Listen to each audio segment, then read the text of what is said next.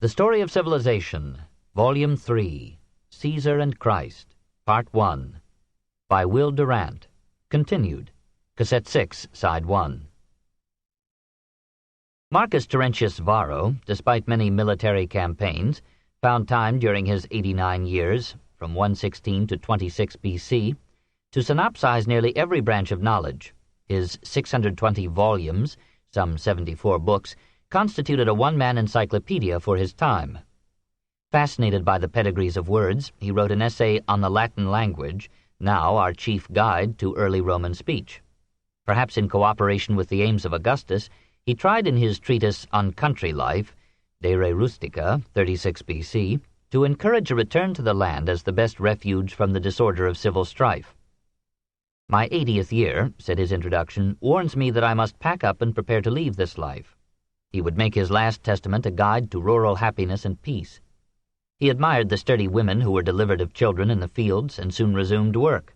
He mourned the low native birth rate that was transforming the population of Rome. Formerly the blessing of children was woman's pride. Now she boasts with Ennius that she would rather face battle 3 times than bear 1 child. In his Divine Antiquities, he concluded that the fertility, order, and courage of a nation require moral commandments supported by religious belief.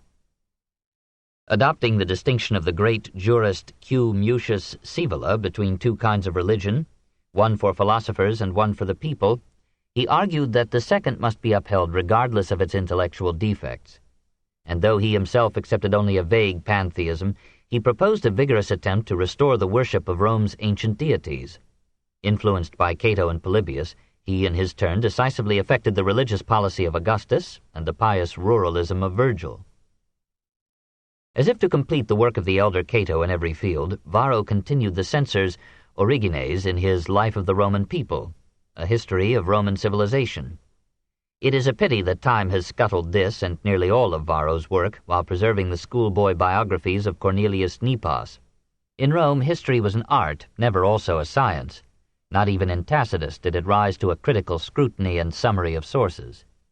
History as rhetoric, however, found in this age a brilliant practitioner, Caius Sallustius Crispus, 86 to 35 BC.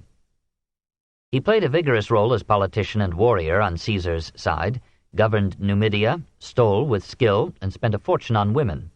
Then he retired to a life of luxury and letters in a Roman villa that became famous for its gardens and was to be the home of emperors.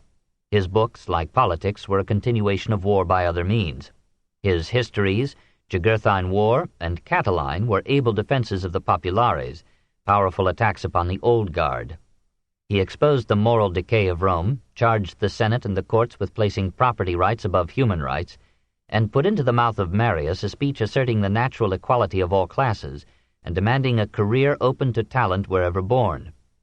He deepened his narratives with philosophical commentary and psychological analysis of character, and carved out a style of epigrammatic compactness and vivid rapidity which became a model for Tacitus.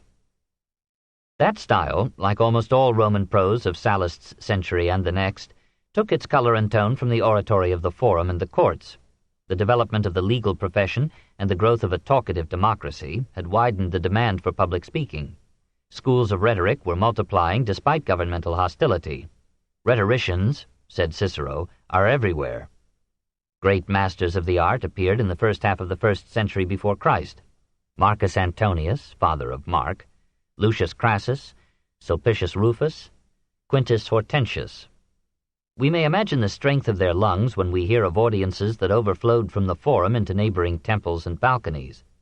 The flamboyant eloquence and purchasable conscience of Hortensius made him the darling of the aristocracy and one of Rome's richest men. He left his heirs 10,000 casks of wine.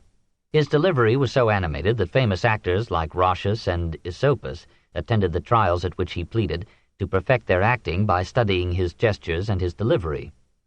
Following the example of old Cato, he revised and published his speeches, an art which his rival Cicero perfected and which furthered the influence of rhetoric upon all Roman prose.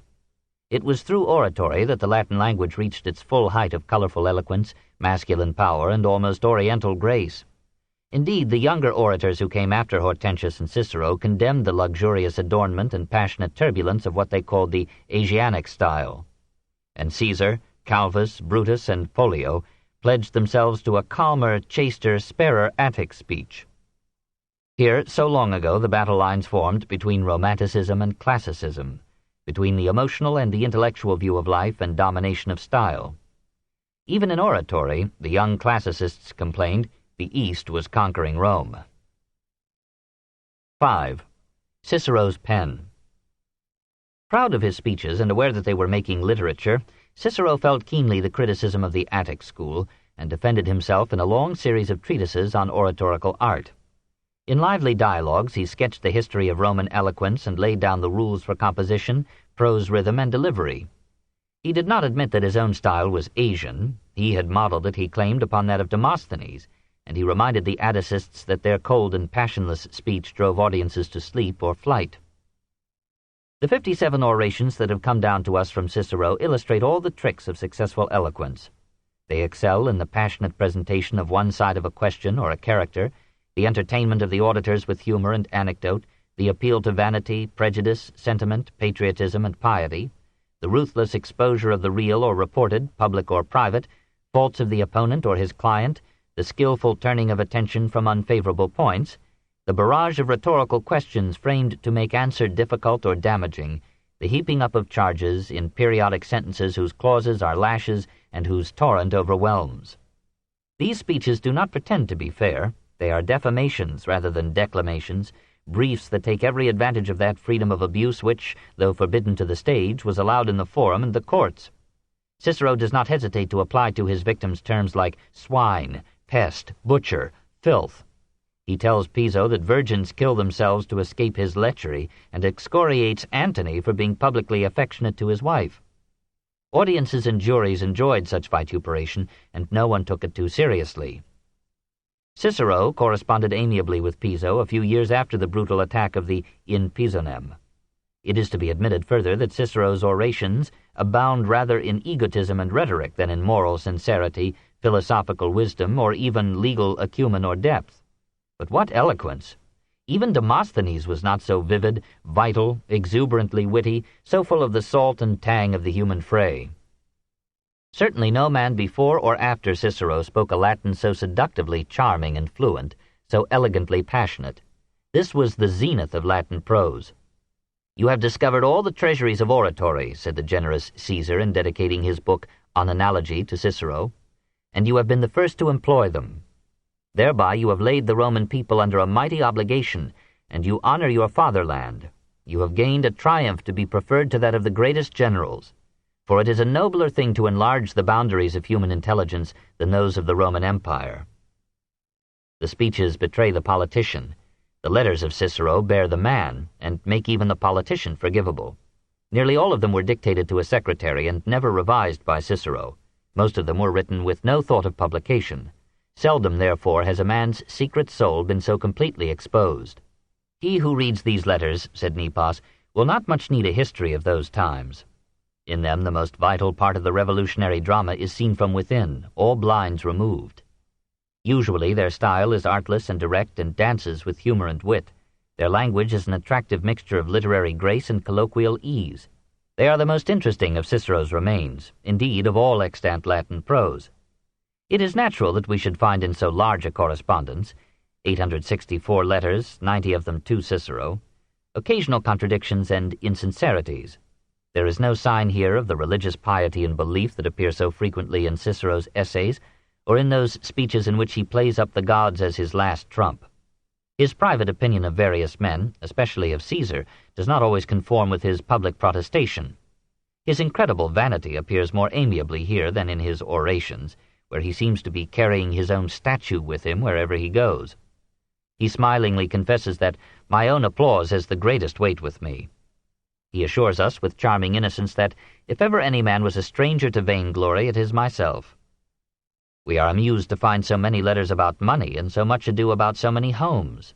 Besides modest villas at Arpinum, Asturi, Puteoli, and Pompeii, Cicero had an estate at Formii valued at 250,000, another at Tusculum worth 500,000, and a palace on the Palatine that cost him 3,500,000 sesterces. Such comfort seems outrageous in a philosopher. But which of us is so virtuous that his reputation could survive the publication of his intimate correspondence? Indeed, as we continue to read these letters, we almost come to like the man. He had no more faults, perhaps no greater vanity than we. He made the mistake of immortalizing them with perfect prose. At his best, he was a hard worker, a tender father, a good friend. We see him in his home, loving his books and his children, and trying to love his wife, the rheumatic and irritable Terentia, whose wealth and eloquence equaled his own. They were too rich to be happy. Their worries and quarrels were always in large figures. At last, in their old age, he divorced her over some financial dispute.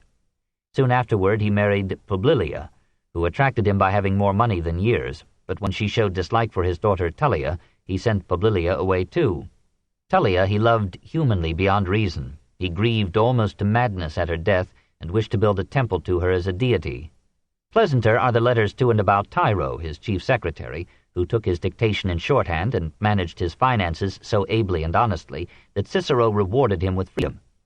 Most numerous are the letters to Atticus, who invested Cicero's savings, extricated him from financial difficulties, published his writings, and gave him excellent, unheeded advice.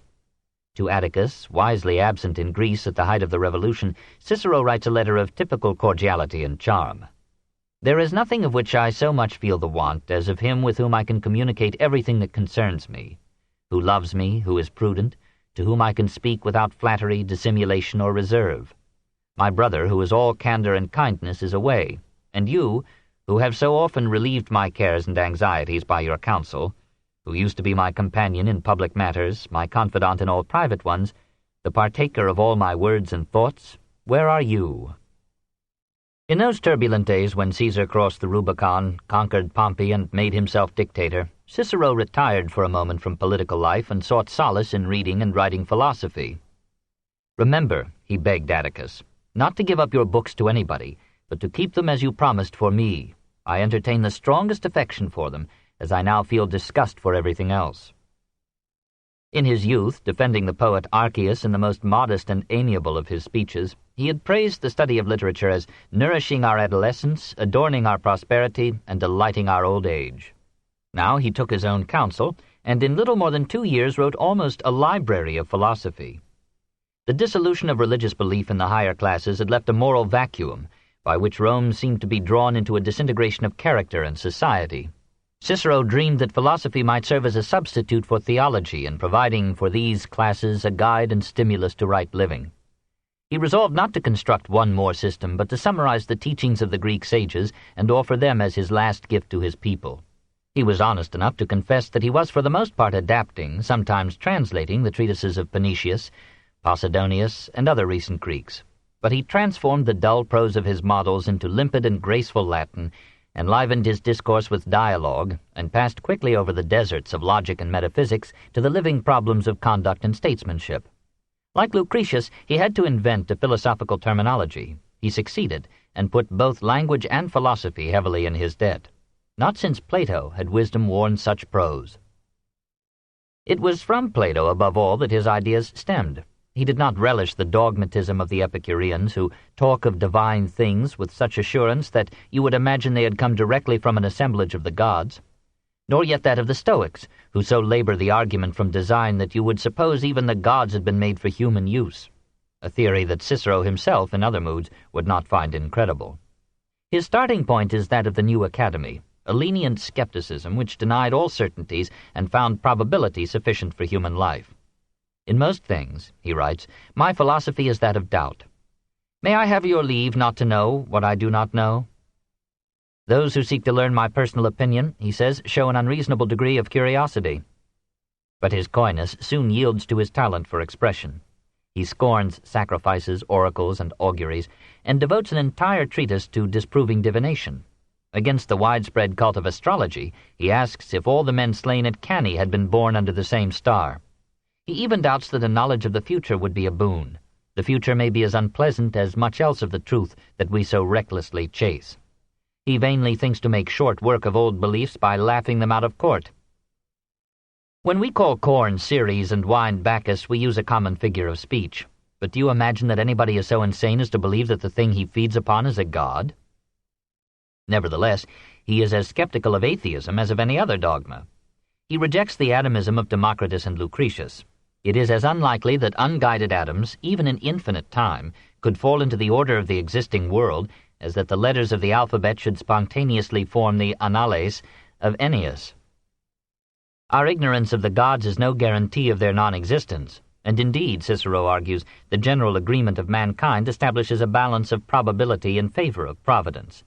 He concludes that religion is indispensable to private morals and public order, and that no man of sense will attack it. Hence, while writing against divination, he continued to fulfill the functions of official augur. It was not quite hypocrisy, he would have called it statesmanship. Roman morals, society, and government were bound up with the old religion and could not safely let it die. The emperors would reason so in persecuting Christianity. When his beloved Tullia died, Cicero inclined more strongly than ever to the hope of personal immortality. Many years before, in the dream of Scipio with which he ended his republic, he had borrowed from Pythagoras, Plato, and Eudoxus a complex and eloquent myth of a life beyond the grave, in which the good great dead enjoyed eternal bliss. But in his private correspondence, even in the letters that condoled with bereaved friends, there is no mention of an afterlife. Knowing the skepticism of his age, he based his moral and political treatises on purely secular grounds, independent of supernatural sanctions. He begins, in De Finibus, by inquiring for the road to happiness, and hesitantly agrees with the Stoics that virtue alone suffices. Therefore, in De Officiis, he examines the way of virtue, and by the charm of his style succeeds for a time in making duty interesting. "All men are brothers," he writes, "and the whole world is to be considered as the common city of gods and men." The most perfect morality would be a conscientious loyalty to this whole. More immediately a man owes it to himself and society, first of all, to establish a sound economic basis to his life, and then to fulfill his duties as a citizen. Wise statesmanship is nobler than the subtlest philosophy. Monarchy is the best form of government when the monarch is good, the worst when he is bad, a truism soon to be illustrated in Rome. Aristocracy is good when the really best rule, but Cicero, as a member of the middle class, could not quite admit that the old entrenched families were the best. Democracy is good when the people are virtuous, which Cicero thought is never. Besides, it is vitiated by the false assumption of equality. The best form of government is a mixed constitution, like that of pre-Gracchan Rome. The democratic power of the assemblies, the aristocratic power of the Senate, the almost royal power of the consuls for a year. Without checks and balances, monarchy becomes despotism, aristocracy becomes oligarchy, democracy becomes mob rule, chaos, and dictatorship. Writing 5 years after Caesar's consulate, Cicero cast a dart in his direction. Plato says that from the exaggerated license which people call liberty, tyrants spring up as from a root, and that at last such liberty reduces a nation to slavery. Everything in excess is changed into its opposite. For out of such an ungoverned populace one is usually chosen as leader, someone bold and unscrupulous, who curries favor with the people by giving them other men's property. To such a man, because he has much reason for fear if he remains a private citizen, the protection of public office is given, and continually renewed. He surrounds himself with an armed guard, and emerges as a tyrant over the very people who raised him to power. Nevertheless, Caesar won, and Cicero thought it best to bury his discontent in melodious platitudes on law, friendship, glory, and old age. "Silent leges inter arma," he said. "Laws are silent in time of war." But at least he could muse on the philosophy of law. Following the Stoics, he defined law as right reason in agreement with nature. That is, law seeks to make orderly and stable the relations that rise out of the social impulses of men. Nature has inclined us to love men, society, and this is the foundation of law. Friendship should be based not upon mutual advantage, but upon common interests cemented and limited by virtue and justice. The law of friendship should be neither to ask dishonorable things nor to do them if asked. An honorable life is the best guarantee of a pleasant old age. An indulgent and intemperate youth delivers to age a body prematurely worn out, but a life well spent can leave both body and mind sound to 100 years. Witness Massinissa. Devotion to study may make one unaware of the stealthy approach of old age. Age as well as youth has its glories, a tolerant wisdom, the respectful affection of children, desire and ambition's fever cooled. Age may fear death, but not if the mind has been formed by philosophy. Beyond the grave there will be, at the best, a new and happier life, and at the worst, there will be peace. All in all, Cicero's essays in philosophy are meager in result. Like his statesmanship, they clung too anxiously to orthodoxy and tradition. He had all the curiosity of a scientist and all the timidity of a bourgeois. Even in his philosophy he remained a politician, reluctant to offend any vote. He collected the ideas of others and balanced pros and cons so well that we come out from his sessions by the same door wherein we went. Only one thing redeems these little books, the simple beauty of their style. How pleasant Cicero's Latin is, how easy to read, how smoothly and clearly the stream of language flows. When he narrates events, he catches some of the vivacity that made his speeches chain attention. When he describes a character, it is with such skill that he mourns that he has no time to be Rome's greatest historian. When he lets himself go, he flowers into the balanced clauses and crashing periods which he had learned from Isocrates and with which he had made the forum resound. His ideas are those of the upper classes, but his style aims to reach the people. For them he labors to be clear, toils to make his truisms thrilling, and salts abstractions with anecdote and wit. He recreated the Latin language. He extended its vocabulary, forged from it a flexible instrument for philosophy, fitted it to be the vehicle of learning and literature in Western Europe for 1,700 years. Posterity remembered him more as an author than as a statesman. When, despite all his reminders, men had almost forgotten the glory of his consulate, they cherished his conquests in letters and eloquence. And since the world honors form as well as substance, art as well as knowledge and power, he achieved of all Romans a fame second only to Caesar's. It was an exception that he could never forgive. Chapter 9. Caesar, 100 to 44 B.C. 1. The Rake. Caius Julius Caesar traced his pedigree to Julius Ascanius, son of Aeneas, son of Venus, daughter of Jupiter. He began and ended as a god. The Julian gens, though impoverished, was one of the oldest and noblest in Italy. A Caius Julius had been consul in 489, another in 482, a Vopiscus Julius in 473, a Sextus Julius in 157, another in 91. From his uncle-in-law Marius he derived by a kind of avuncular heredity an inclination toward radical politics. His mother Aurelia was a matron of dignity and wisdom, frugally managing her small home in the unfashionable Subura, a district of shops, taverns, and brothels. There Caesar was born, 100 B.C., allegedly by the operation that bears his name. It was already an ancient mode of birth, being mentioned in the laws ascribed to Numa. Caesar's cognomen was not derived from the operation. Long before him there had been Caesars among the Julii. Now was this Caesar, says Holland's Suetonius, wondrous docible and apt to learn. His tutor in Latin, Greek, and rhetoric was a Gaul. With him Caesar unconsciously began to prepare himself for his greatest conquest. The youth took readily to oratory and almost lost himself in juvenile authorship. He was saved by being made military aid to Marcus Thermus in Asia. Nicomedes, ruler of Bithynia, took such a fancy to him that Cicero and other gossips later taunted him with having lost his virginity to a king. Returning to Rome in 84, he married Cassutia to please his father. When soon afterward his father died, he divorced her and married Cornelia, daughter of that Cinna who had taken over the revolution from Marius. When Sulla came to power, he ordered Caesar to divorce Cornelia. When Caesar refused, Sulla confiscated his patrimony and Cornelia's dowry and listed him for death. Caesar fled from Italy and joined the army in Cilicia. On Sulla's death he returned to Rome, this in 78, but finding his enemies in power he left again for Asia.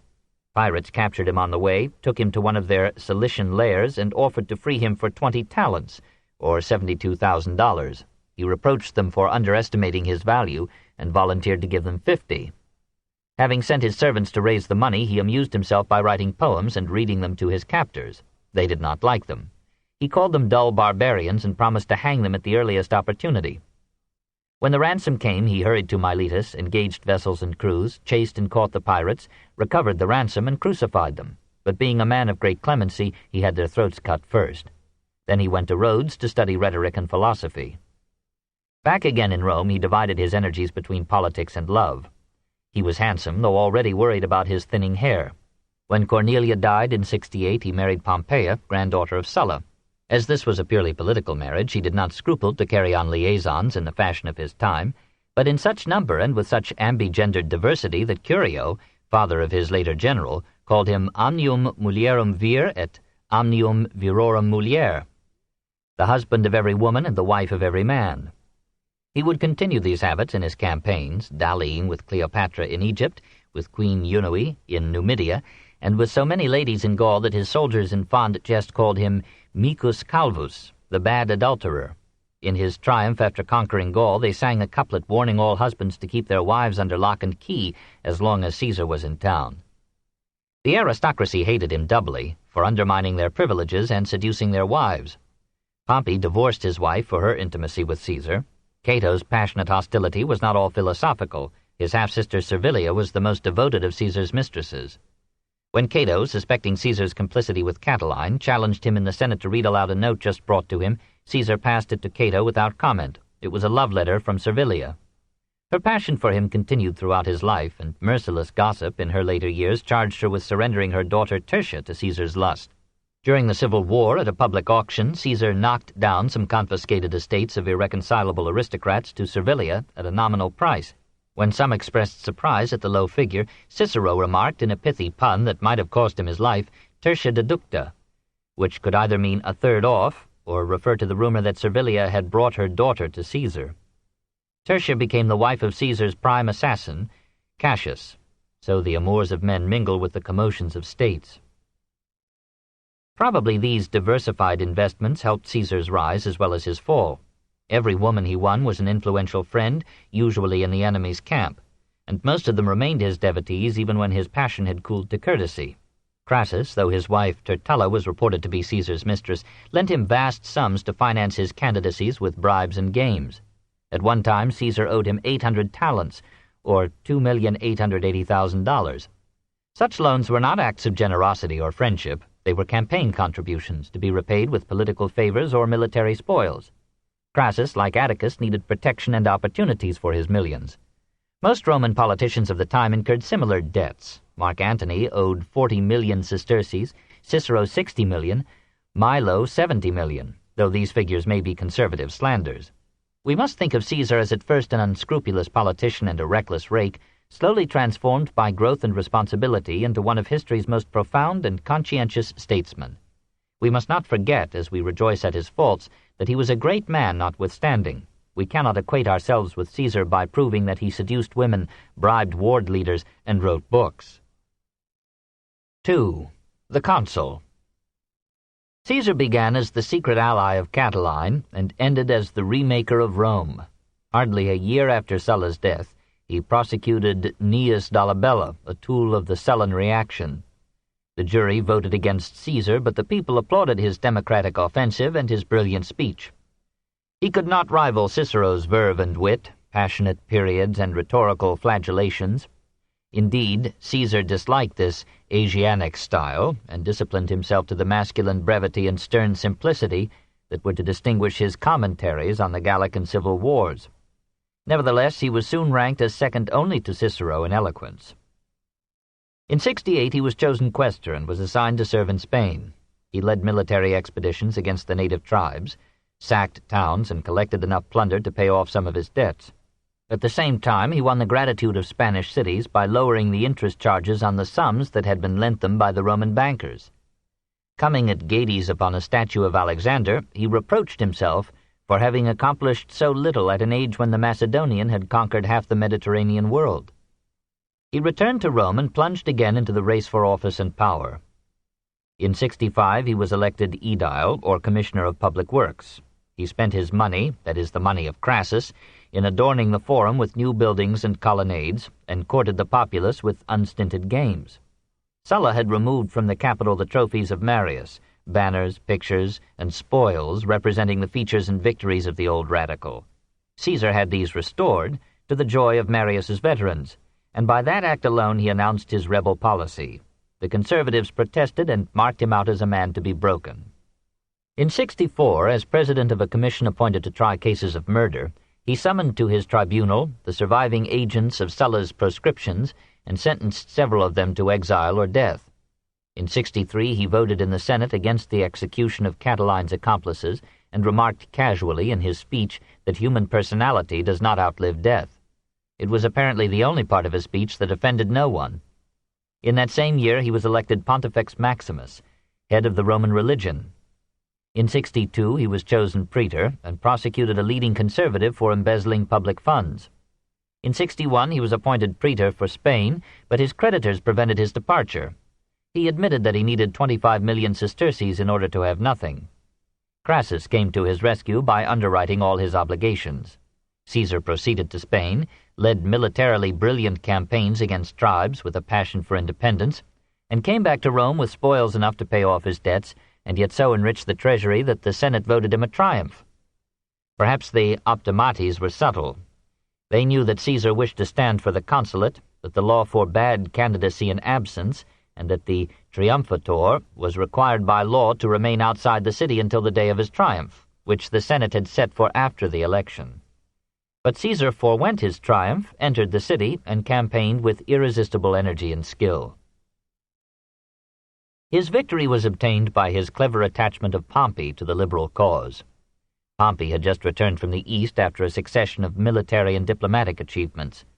By clearing the sea of pirates, he had restored security to Mediterranean trade and prosperity to the cities it served. He had pleased the capitalists of Rome by conquering Bithynia, Pontus, and Syria. He had deposed and set up kings and had lent them money from his spoils at lush rates of interest. He had accepted a huge bribe from the king of Egypt to come and quell a revolt there, and then had refrained from carrying out the compact on the ground that it was illegal. He had pacified Palestine and made it a client state of Rome. He had founded 39 cities and had established law, order, and peace. All in all, he had behaved with judgment, statesmanship, and profit. Now he had brought back to Rome such wealth in taxes and tribute, goods captured and slaves ransomed or sold, that he was able to contribute 200 million sesterces to the treasury, add 350 million to its annual revenues, distribute 384 million among his soldiers, and yet keep enough for himself to rival Crassus as one of the 2 richest men in Rome. The Senate was more frightened than pleased at these accomplishments.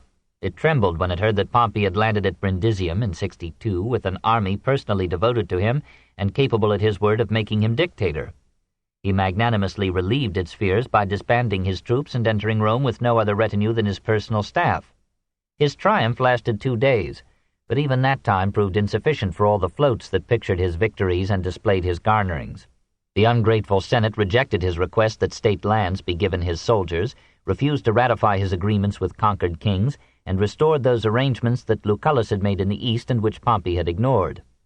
The effect of these actions was to break down Cicero's Concordia Ordinum, or alliance of the higher classes, and throw Pompey and the capitalists into a flirtation with the populares. Taking full advantage of the situation, Caesar formed with Pompey and Crassus the first triumvirate, this in 60, by which each pledged himself to oppose legislation unsatisfactory to any one of them.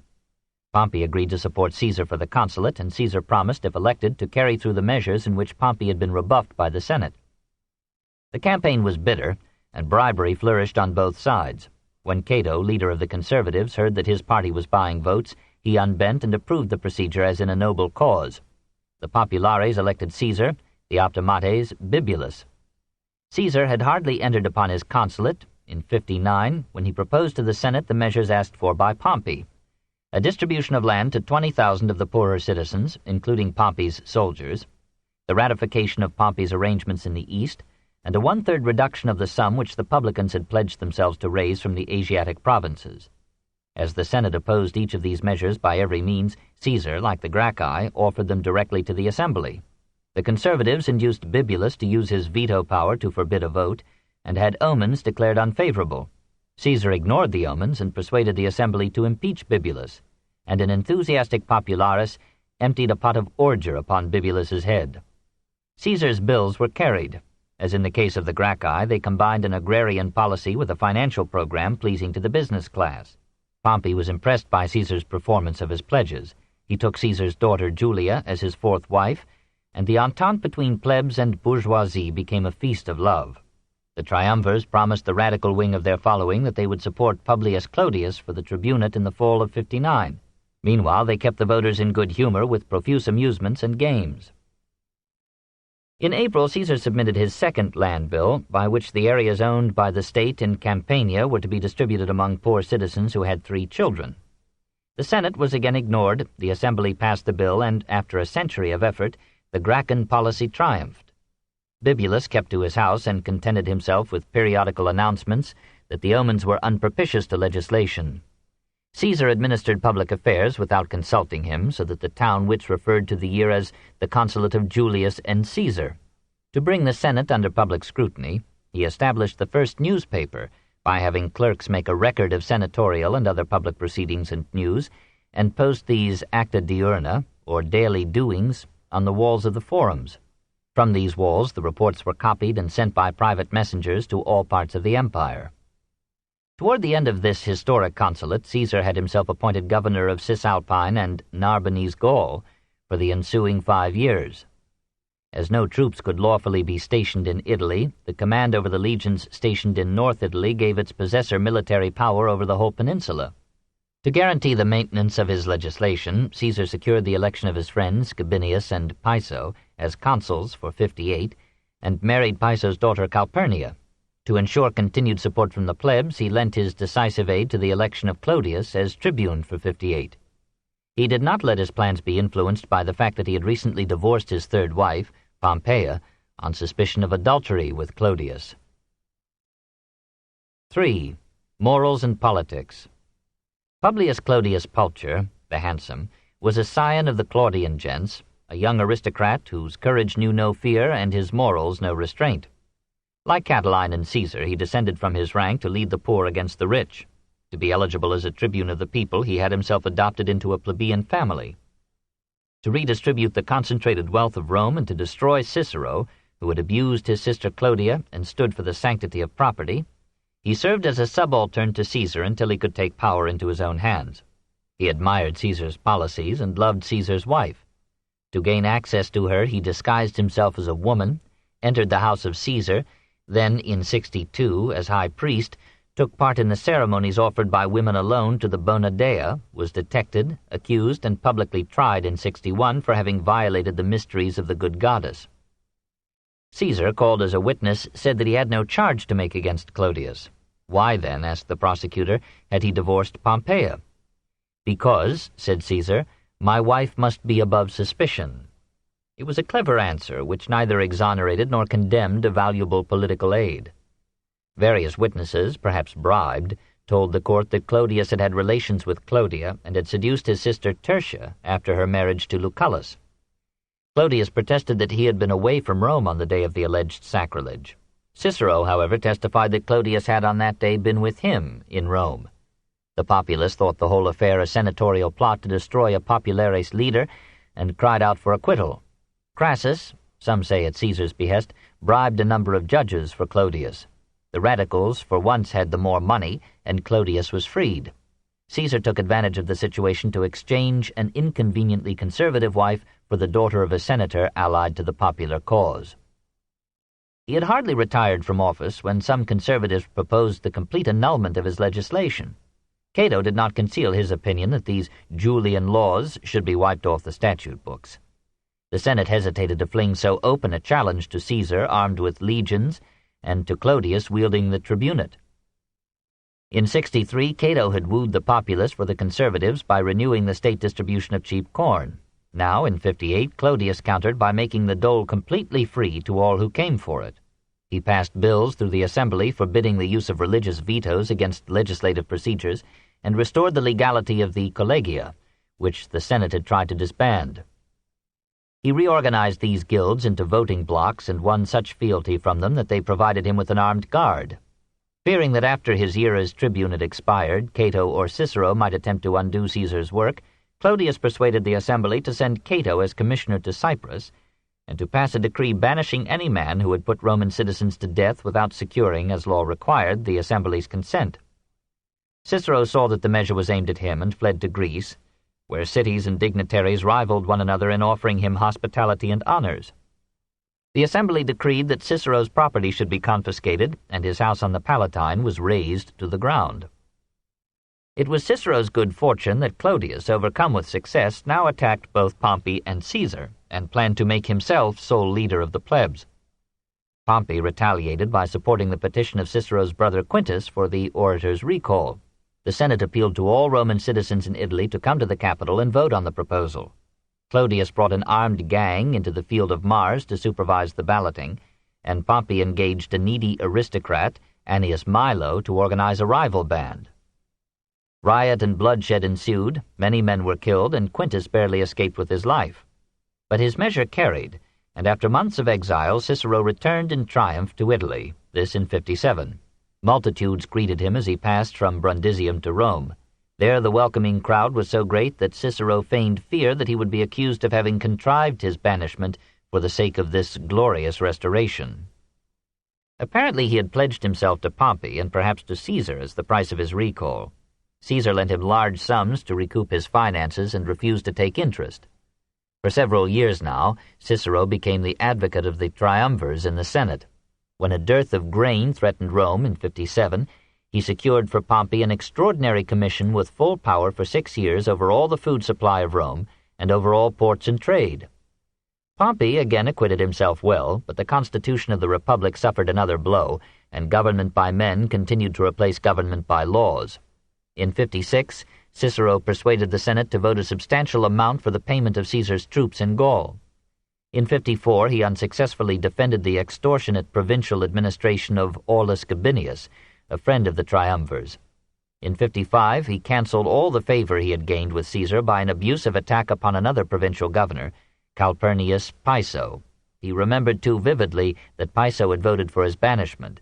He forgot that Piso's daughter was Caesar's wife. Upon Cato's return in 57 from his brilliant reorganization of Cyprian affairs, the conservatives reformed their lines. Clodius, now the enemy of Pompey, accepted the invitation of the aristocracy to lend it the assistance of his popularity and his thugs. Literature took on an anti-Caesarian tint. The epigrams of Calvus and Catullus flew like poisoned darts into the camp of the triumvirs. As Caesar moved farther and farther into Gaul, and news came of the many dangers that he faced, hope sprung anew in noble breasts. After all, said Cicero, there are many ways in which a man may die. If we may believe Caesar, several conservatives opened negotiations with Ariovistus, the German leader, for the assassination of Caesar. Domitius, running for the consulate, announced that if elected he would at once move for Caesar's recall, which meant Caesar's indictment and trial. Veering with the wind, Cicero proposed that on May 25, 56, the Senate should consider the abrogation of Caesar's land laws. 4. The conquest of Gaul. In the spring of 58, Caesar took up his duties as governor of Cisalpine and Narbonese Gaul, that is, northern Italy and southern France. This book is continued at this point on the other side of this cassette. Please reverse or turn the cassette over now.